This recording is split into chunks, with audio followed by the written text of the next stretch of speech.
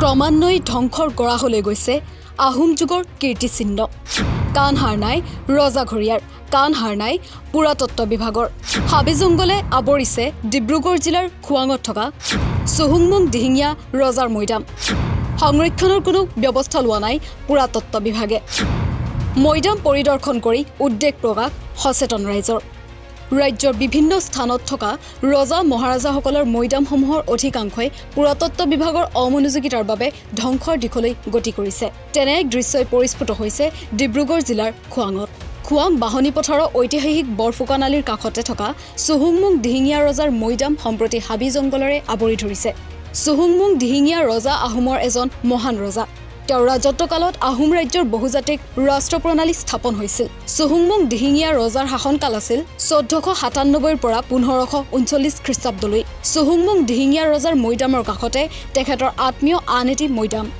ঐতিহাসিক মৈদাম দুটা সংৰক্ষণ কৰিবৰ বাবে স্থানীয় ৰাইজে বিভিন্ন সময়ত দাবী উত্থাপন কৰি আহিছে যদিও সংশ্লিষ্ট বিভাগে আজি পৰ্যন্ত কোনো ব্যৱস্থা হাতত লোৱা নাই। মৈদামৰ চৌহদতে চৰকাৰৰ তৰফৰ পৰা শিশুসকলে খেলিব পৰা কিছু খেলনা সামগ্ৰী স্থাপন কৰা হৈছিল যদিও সম্প্ৰতি সেয়াও হাবি জংঘলৰ মাজত।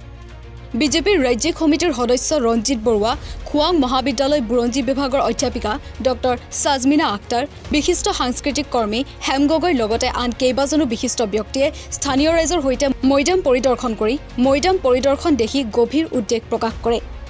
সেয়ে সকলোৱে চৰকাৰ আৰু পুৰাতত্ত্ব বিভাগক ঐতিহাসিক মৈদাম দুটা সংৰক্ষণ কৰিবলৈ আহ্বান জনাইছে। মই বহুকেইটা বছৰ বৃহত্তৰ খোৱাং অঞ্চলত ঘূৰিছোঁ। ইয়াতে আমাৰ স্বৰ্গদেউসকলৰ বহু কীৰ্তিচিহ্ন ইয়াত থাকি গৈছে আৰু এই মৈদাম দুটাৰ কথা ৰাইজে মোক কৈ আছিলে যে ময়ো মানে তেনেকৈ সুবিধা পোৱা নাছিলোঁ। আজি আহিলোঁ, আজি আহি দেখিলোঁ যে আমাৰ এইটো সম্ভৱ কোনোবা আমাৰ দিহিঙীয়া ফৈদৰ কোনোবা এজন ৰজাৰ হ'ব লাগে আৰু আমাৰ স্থানীয় ব্যক্তিসকলে কৈছে যে এইটো চুহুংমুং দিহিঙীয়া ৰজাৰ মৈদাম।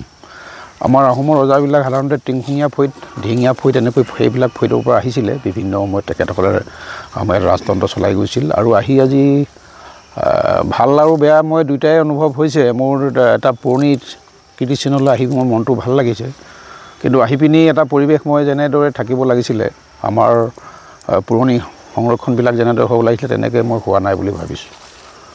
এইখিনিয়ে মই আহি চালোঁহি। আজি আমাৰ স্থানীয় ৰাইজৰ লগতো মই কথা বতৰা পাতিছোঁ। তেখেতসকলেও কৈছে আগতে পূৰ্বৰ দুগৰাকী মুখ্যমন্ত্ৰী প্ৰফুল্ল কুমাৰ মহন্ত ডাঙৰীয়া আৰু সৰ্বানন্দ সোণোৱাল ডাঙৰীয়া ইয়ালৈ আহিছে। তেখেতসকলো এই দুটা মৈদামৰ বিষয়ে অৱগত আৰু কিছু কৰণীয় আছে। ৱাল এখন দেখিছোঁ আছে, আলিলৈ অহা ৰাস্তাটো হৈছে। বাকীখিনি কিন্তু ভৱিষ্যত প্ৰজন্মৰ কাৰণে আমি কিছু কৰি যাব লাগিব বুলি মই অনুভৱ কৰিছোঁ। চৰকাৰৰ দৃষ্টিগোচৰ কৰা কিবা ব্যৱস্থা ল'ব নেকি? চৰকাৰৰ দৃষ্টিগোচৰ মানে এইটো আমাৰ আগৰ দুগৰাকী মুখ্যমন্ত্ৰী মই কৈছোঁ ইয়ালৈ আহিছে বুলি স্থানীয় ৰাইজে কৈছে আৰু আমিও তেখেতসকলক ক'ব লাগিব। আমাৰো দায়িত্ব নথকা নহয়।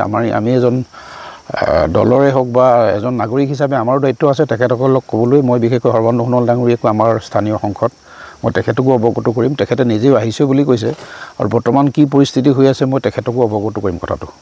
মৈদামকেইটা আজি মানে এই চুহুংমুং দিহিঙীয়া ৰজা বুলি আমাৰ উপৰিপুৰুষসকলৰ পৰা এইটো আমাৰ প্ৰবাদ আহি হৈ আছে, লোকবিশ্বাস আমাৰ এইটো।